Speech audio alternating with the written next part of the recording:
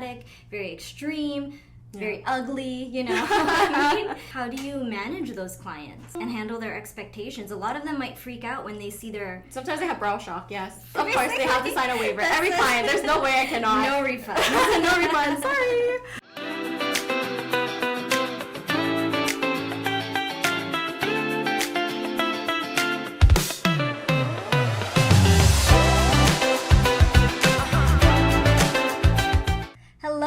Welcome back to another episode of Glam Gossip by LLBA Podcast. I'm your host Puja from the social media team here at LLBA. If you're new here, we are a lash and beauty supply company, and our mission is to help you thrive and flourish in the beauty industry.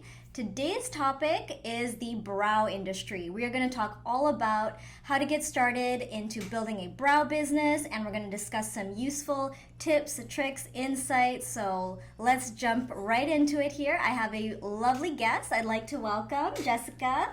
Hi, everyone. So Jessica is a permanent makeup artist, and she also does a lot of work with brows. So mainly we're going to be focusing on brows, how to build up your career in the brow industry. So thank you so much for coming, Jessica. Thank you for having me here. Thank you for coming all the way here. And so Jessica, first question, I'll let you introduce yourself to our audience, maybe explain a little bit about how you got started, maybe your background. Were you always, in the beauty industry, or did you start off doing something else? Actually, growing up, my parents actually had a nail salon, so I would always help out, like, during high school, just, during, like, the winter breaks, March break, summer. So I did have a little bit of background towards business and, something in the beauty industry. But before then, just growing up, I always liked doing art. Like, I was very passionate about art. And in high school, I actually auditioned for a visual arts high school. So it was very competitive back then. They would normally have 25 students that get into the program, and I was one of the lucky individuals that got in. And from there, that's when maybe at the end of my grade 12 year in high school, I started to have kind of a life crisis. So, because in high school? Yeah, in high school. Because 1 quarter life crisis? Yeah, because... Not even 1/10 life crisis? No, it's kind of when you graduate high school, it's what am I going to get into? Yeah. What kind of career I'm going to go into? And I was really, what's it called? Conflicted. Confused. Yeah, conflicted of what I was going to go into. Because my parents, they wanted me to do something more challenging. They had more higher expectations, and they honestly wanted me to get into law. So become a lawyer, something like that. So I was always been passionate about art, but I wanted to do something towards that, but I thought it was more of a hobby. So I did what my parents liked, so I went into pre-law for university. Really? Yeah, I studied pre-law. And that's very impressive. Thank you. And I learned a lot about myself during university, and I learned that I didn't like law. I didn't like it at all, and it was just not for me. I knew that I wasn't going to be happy with what I was doing, and I couldn't really see myself doing it long term. So then fast forward, when I graduated, I'm like, great, what am I going to do now? You graduated? Yes. Oh, wow. Yeah, so I graduated. Congratulations. Thank you. So I was like, okay, what am I going to do now? And I was like, okay, with my pre-law, I can only get into law, right? So I'm like, so I was like, I don't want to become a lawyer. I don't want to do my LSAT. I don't want to get into law school. So I was like, okay, maybe I can get into maybe paralegal, use as a backup. But at the same time, when I was getting to that, I was like, I did more researching, and I came across microblading, which is cosmetic tattoo, which is what I do right now. And from then, I just loved it a lot, and I did my paralegal program. So I was at school while doing my microblading business and permanent makeup business as a side hustle. Oh, okay. Yeah. So you wanted this to be your side hustle. Yes, but my parents turned into your main Yeah, hustle. now it's my main. I'm full-time. I graduated, and now it's so stable. I'm I love what I do, and I'm very happy. Oh, wonderful. Yeah. That's so cool. Yeah, that's awesome. Story. You're so smart. Thank you. Like, it's not an easy thing to like go to law school. Definitely not. Or pre-law, but still. Yeah. And did you end up ever taking the LSAT? Okay, this is off topic. No, I actually didn't. I knew I wasn't gonna do that because I knew so many people who studied like months in advance. I was like, that's a chunk of my time. I'd rather like do something more productive that I actually am passionate about. But yeah, I didn't do the LSAT. I didn't get to law school. I did finish my paralegal program, but I'm not gonna pursue it. Yeah, so. But interesting. But yeah, it's a great backup. But what led you to microblading specifically? Like you mentioned you were researching. So like were you researching maybe how to get into the beauty industry or like what's profitable? How did you decide on microblading? Did you even know what it was before? I didn't know until I came across it and then like I watched YouTube videos. I searched up like people on social media, and honestly, it just really resonated with me a lot. Just because it's like it's art. It's art. I've always been artistic. But it's also very technical. It's very technical. And it's very lucrative. Yes, and you have to be very creative all the time. So with that, I was like, also you have to also be a social person. Like you can't be like, shy. I always love posting on social media anyways. So it just worked and flowed perfectly, because if someone who's like camera shy, it'd be really hard to, market yourself and put yourself out there. But I don't know. I don't like working in an office space. But for this, it's like I would get to talk to clients, I meet new people all the time, and I get to, like be very social and, on social media and also in person. Yeah. Yeah, it's funny. So many women in the beauty industry, they say the same thing. They're very artistic. They don't like the kind of typical 9-to-5 kind of corporate office lifestyle. I can't sit still. I'm always on my phone. Like I'm trying to like do my work. I'm like, I just get notifications. I'm like, okay, I need to like de-stress by going on social media. But, And what were some of the challenges you think you faced getting started? Like you mentioned your parents wanted you to pursue law, and you already graduated. So, like, what were some of the challenges or pushback that you got, maybe from, like, friends or family, or just practically speaking? I would say my parents were supportive. They knew that law wasn't for me, but they also wanted me to, like, challenge myself, like, achieve something higher. Do something more stable, have like 9-to-5, as you were saying. My friends were supportive too. Like they're like, you should have done this sooner. But at the same time, I'm glad that I went to university, because I grew a lot from that. I learned a lot about myself that I wouldn't have known if I pursued like right after high school and started a business. So yeah, I would say I just learned a lot from this experience and just going through school. And I guess having a background in law, it kind of helps you a little bit when you're getting started, right? With your own company, your own, not your own company, your own, like, business, basically. It does. In terms of, like waivers and, consent forms and permits and licensing and regulations. So for a lot of people, that goes way over their head. I don't even know what I'm saying right now, but you understand, right? Yeah. So honestly, I'm glad that I took this paralegal program, because it did have like a really, like it was very detailed. Like I learned so much from my paralegal program compared to my university pre-law.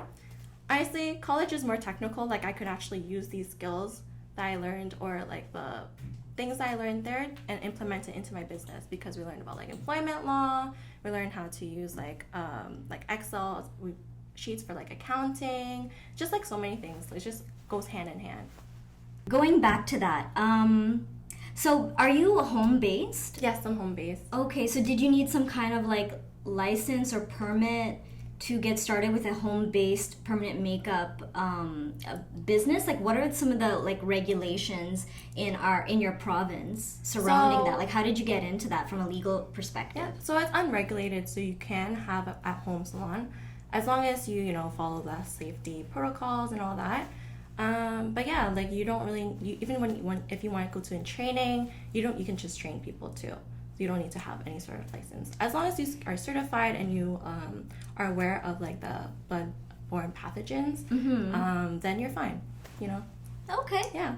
Cool. So you're good to go. Yeah, you're good to go. You just need to invest a lot of equipment and products, all that, but it's not as like strict as like other occupations. Okay, yeah. That's good and bad. I mean, we do wish like Ontario like regulated things a bit more because it's better also for the artists as well. Yes, it I agree. protects everybody, It protects right? everyone, But yes. you know, take advantage while it lasts. The flexibility, anyways. You know what I mean?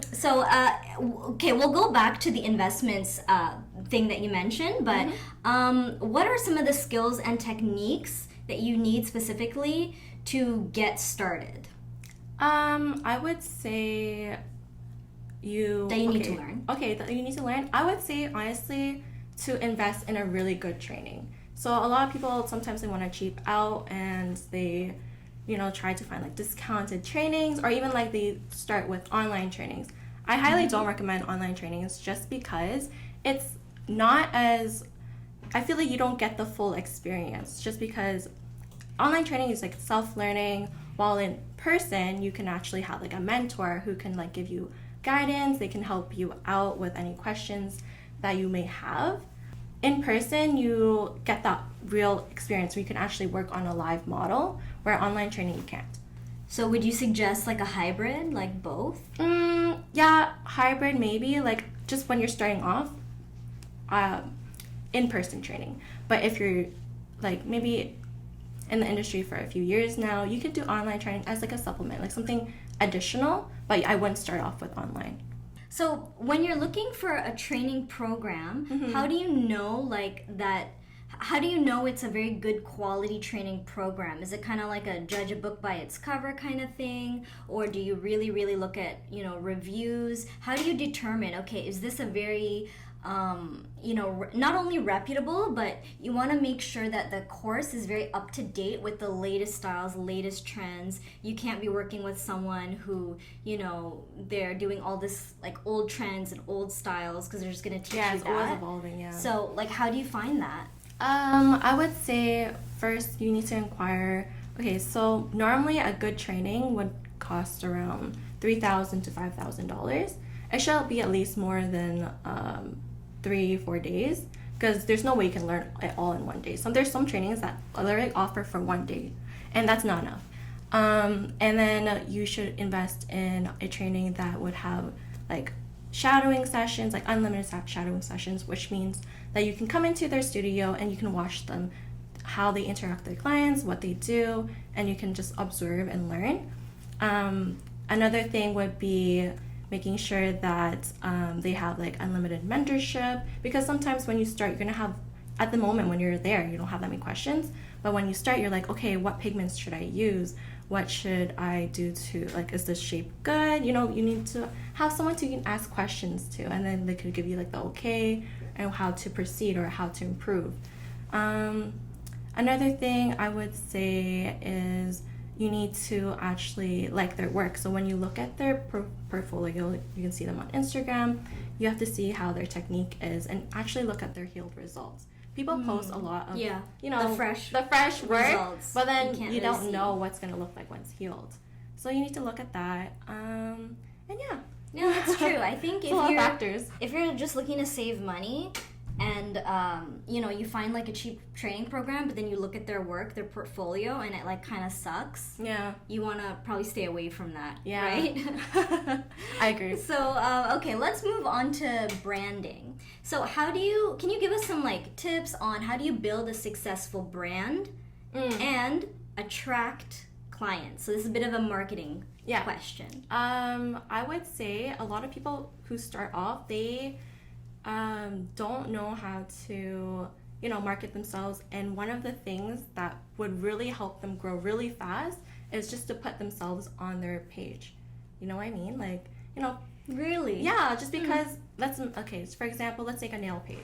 If you post a bunch of nails, hands all over your Instagram, and it just doesn't make it unique from other pages, it just kind of blends it through. But if you put yourself there and you introduce yourself, you can talk about your day-to-day, your personal life, you kind of are building more engagement and you're connecting with more people, and that just kind of brings clients to you, and like that kind of builds your identity. You don't need to have like this great logo. You can just have your face as the profile picture, like, you know what I mean? Right. A lot of people do that, and I think that's such a cool tip because it builds a personal connection. Yes. Right, with your with your viewership, and it does set you apart, because honestly, those pages where it's like just hands, it's kind of boring. It is kind of repetitive. Like, unless you're looking for a specific nail design, like, okay, that's going to be a useful kind of library for you to just like go through and like get ideas.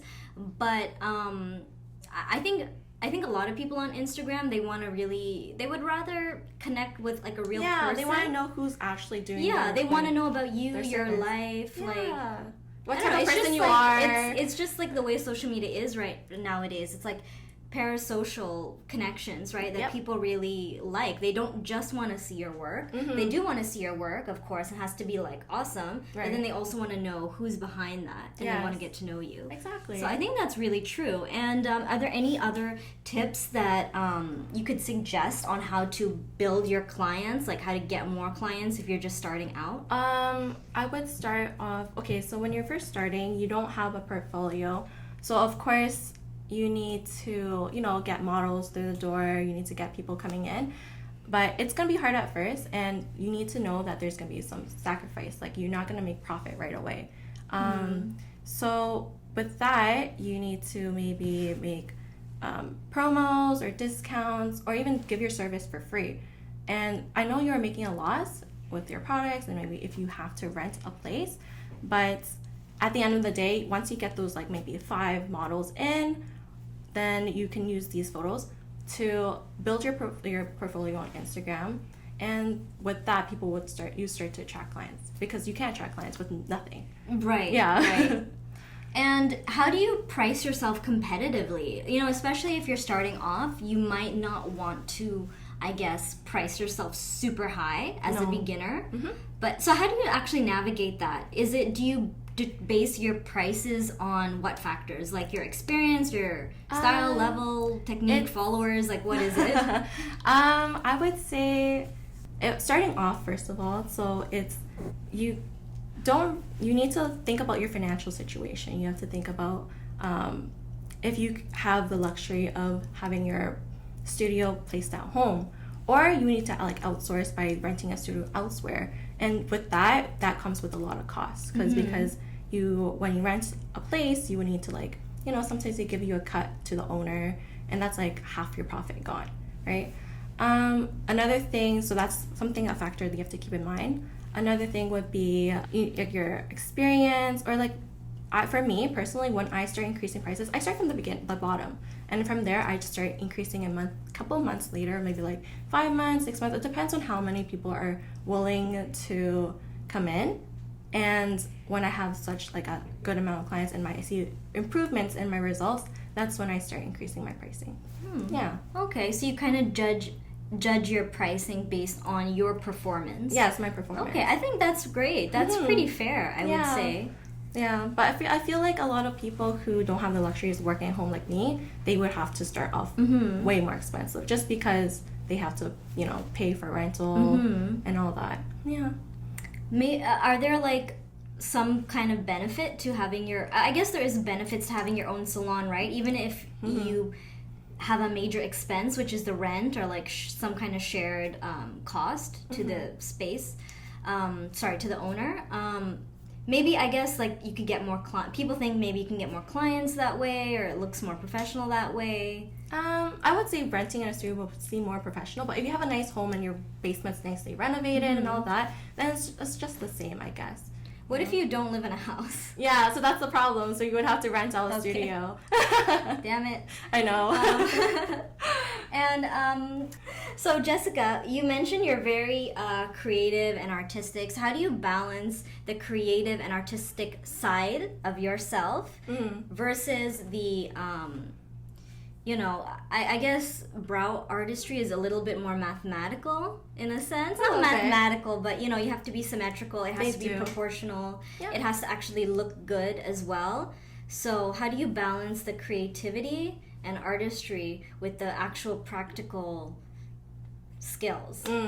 I feel like it goes hand in hand. Like, you do have to have a creative eye when you do, like, the mapping process, which is like creating the outline of the brow, because every face is different. You can't just have like the same, as you were saying, the mathematical, there's no like specific formula to create a brow. It's more, you follow their natural hair and you do a consultation. It's like sometimes they want thin, sometimes they want more arch, sometimes they want more thick. Like there's so many factors that come in play.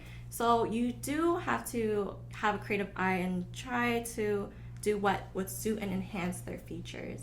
And how did you learn that? Is it over like it's through experience, with time, with practice. Like everyone, like you don't just know what eyebrow looks like, but through like lots of reference pictures that you look at, you kind of have an idea of what kind of brow would suit them best. And also the clients get to look at their face. I'm not just gonna like draw an outline and be like, okay, this is it. They take a look at in the mirror and they're like, I ask them like, oh, what do you think? Would you want to change anything? And so you have like a second opinion. Okay. Yeah. And would you say you have a style, or is personal style even a factor in this type of work? I see a lot of other artists, sometimes they have the same uniform brow, like they have very consistent content where their brow is just kind of like stamp on, you know what I mean? But for me, I think that's what puts me apart from other artists, is that I like to follow their natural hair and like the natural features, so I kind of customize it according to their preferences and facial features. Yeah. And so going back to what you said about how you show the client first before you do anything permanent, how do you manage the client's expectations to ensure that, they leave happy and they're satisfied, they get what they ask for? And, because we all know, like women, we have like this idea in our head of what we want to look like, reality versus expectations. And a lot of people who, they might have that personality type where they're very fussy and very demanding, very particular. How do you manage those clients and handle their expectations? A lot of them might freak out when they see sometimes they have brow shock, yes, for their results before it's healed a bit. Let me think. So I feel like, do you have them like sign a waiver? Yes, of course they have to sign a waiver. Every client, there's no way I cannot. No refund. No refund. Sorry. But yeah, so you just have to be very patient with those type of clients, because I know it's like a very huge commitment for them, because you're kind of getting something permanent on their face. It's gonna last for a few years. So I have to be respectful of their decisions. Like sometimes you do like the perfect eyebrow shape, and the last minute they think it's good, but the last minute they're like, wait, I think I wanted more arch. So you gotta start from scratch. So you gotta like, sometimes I take like an hour just creating a shape. Oh really? Yeah, it takes a long time. Oh wow. And to make sure it's perfectly symmetrical, because I don't want them coming up with like lopsided brows, right? And they're paying a lot for this, and I obviously want them to come out having a good experience. So yeah, it's definitely difficult when they're picky, or sometimes they don't even know what they want. Yeah, especially when they have no eyebrows to start with. They don't know what they want. Yeah. How often does that happen? Honestly, pretty common in this industry. And that's why they're here, because they want eyebrows. So yeah. Okay, because I used to think that, microblading is for people who don't have eyebrows, and it makes sense. Yeah, but some people who actually have pretty thick eyebrows, they still get it. They still get it just because they want a shape, or they feel like their hairs are very thin, or sometimes there's some sparse ends or sparse fronts. They want to just build more definition. So yeah, it just depends on the client why they come in, but you kind of get a case of everything, like literally everything from like no eyebrows to like full eyebrows. Yeah. Okay.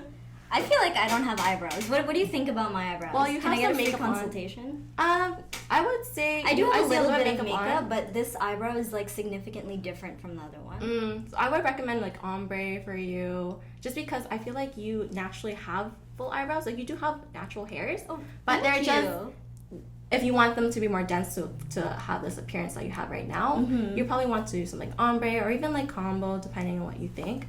I normally just give them like a picture of like, I send them like the information, and there's like a picture with a description and everything, and then they get to choose.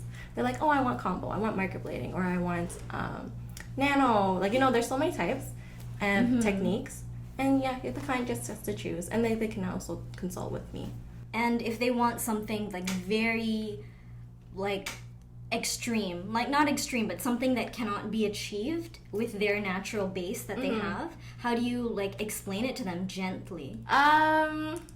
Normally a lot of people kind of trust my opinion, but there's some cases where they're like, okay, I want really super arch brows like this, and I'm like, honestly, you have to be honest with them. It's like, okay, whatever I'm doing is like, it's on me, right? I don't want to like give them a bad experience and put my name on that.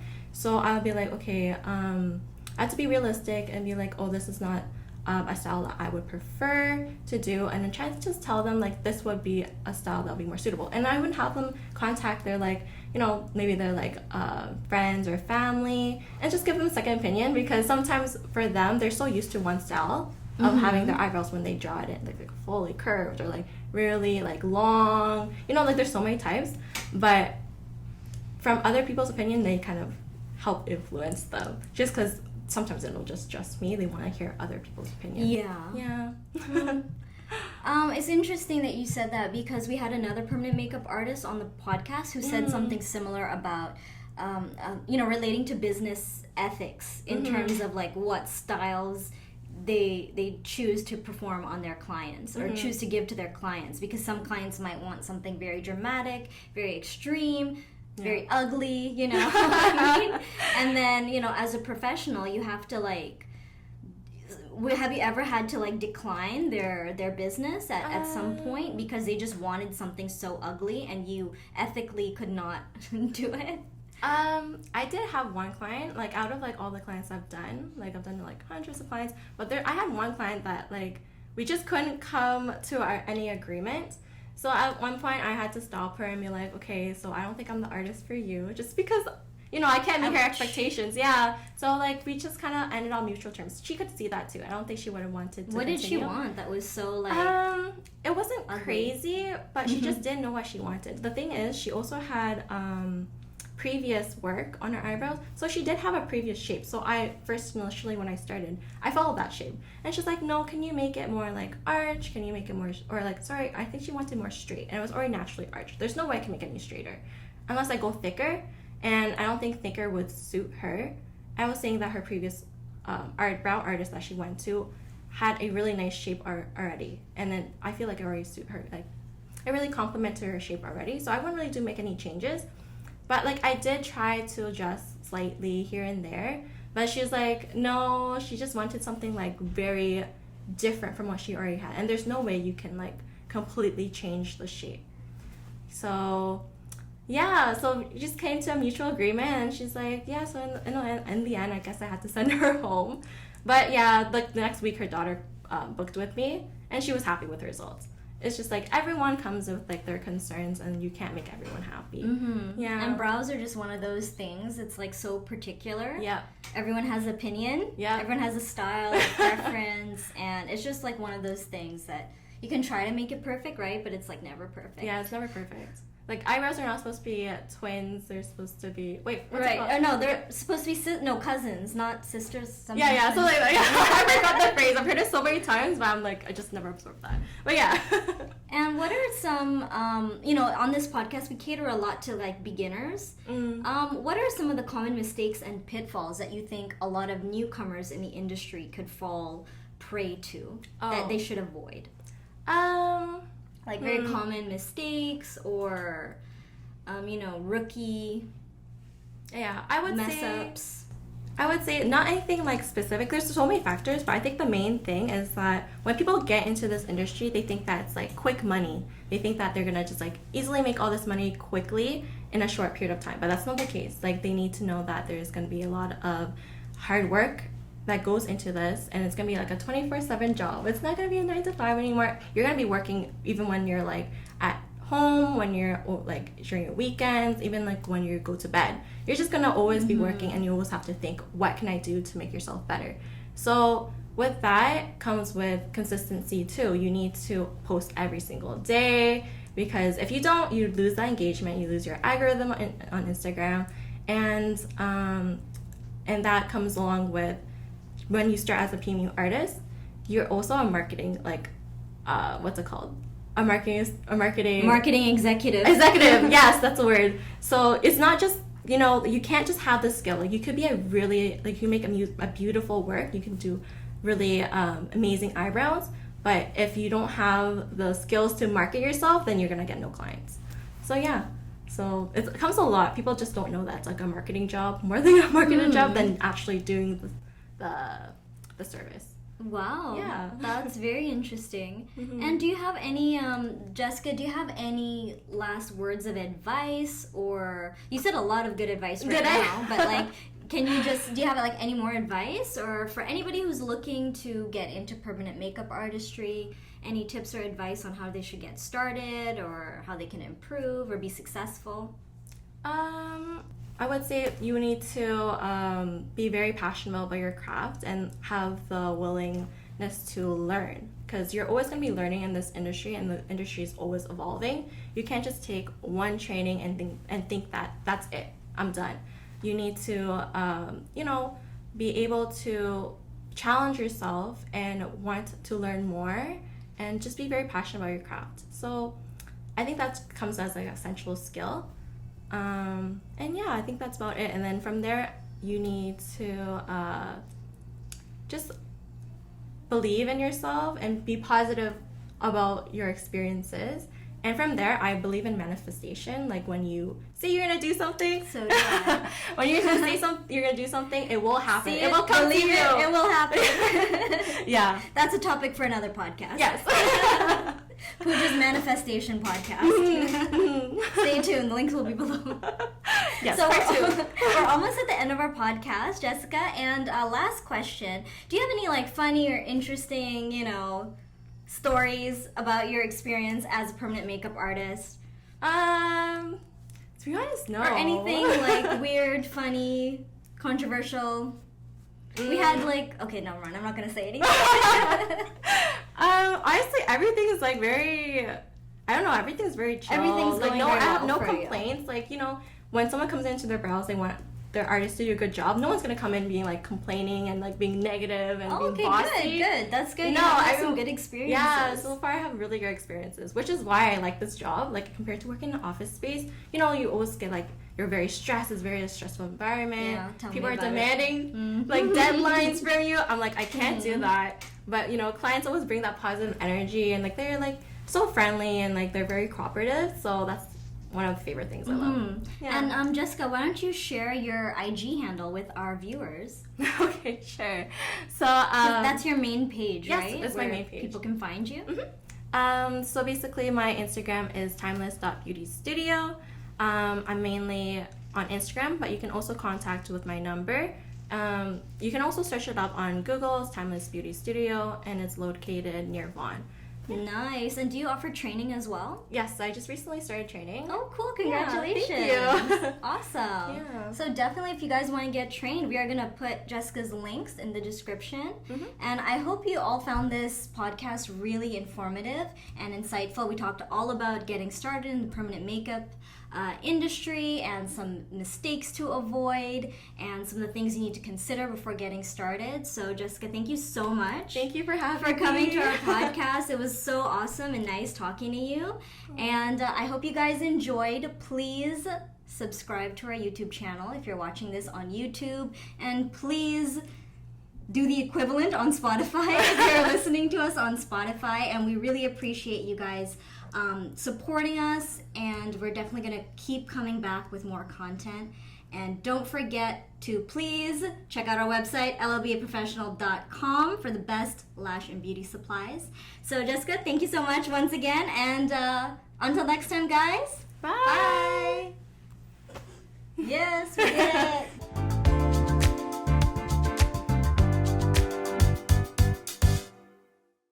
I was gonna say something. I had something good to say, but I forgot. Sorry. We can edit this out. How'd you know?